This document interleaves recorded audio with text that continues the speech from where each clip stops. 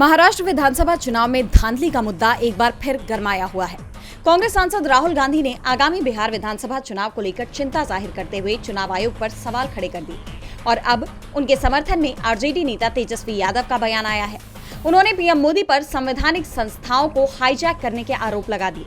पत्रकारों से बात करते हुए तेजस्वी ने कहा कि 2014 के बाद जब से नरेंद्र मोदी प्रधानमंत्री बने हैं तब से ही जितनी भी संवैधानिक संस्थाएं हैं सभी को हाईजैक कर लिया गया है।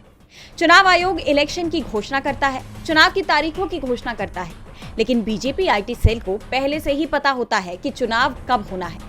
2020 के विधानसभा चुनाव में महागठबंधन जीत रहा था, लेकिन अचानक ही काउंटिंग रोक दी गई। फिर जब देर रात गिनती शुरू हुई तो हमारे जो उम्मीदवार जीत रहे थे उनमें किसी को 12 वोट से तो किसी को 100 वोट से हारने की घोषणा कर दी गई। तेजस्वी ने कहा कि अगर 2020 में धांधली नहीं होती तो अभी महागठबंधन की सरकार होती। दरअसल 2020 के चुनाव में काउंटिंग के दौरान आरजेडी की तरफ से आरोप लगाए गए थे कि चुनाव आयोग की तरफ से करीब 20 सीटों के चुनाव नतीजे रोक दिए गए। जहां महागठबंधन के उम्मीदवार चुनाव जीत रहे थे वहां चुनाव के नतीजे घोषित नहीं किए गए और 2-3 घंटे बाद अचानक एनडीए की जीत का ऐलान कर दिया गया।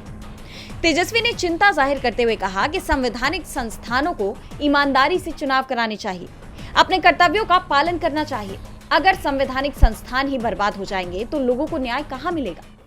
राहुल गांधी, तेजस्वी यादव तक महागठबंधन इस मुद्दे पर एकजुट है।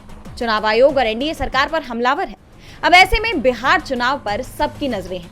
यह तय माना जा रहा है कि आने वाले वक्त में ये बहस और बढ़ने वाली है। डीबी लाइव की रिपोर्ट।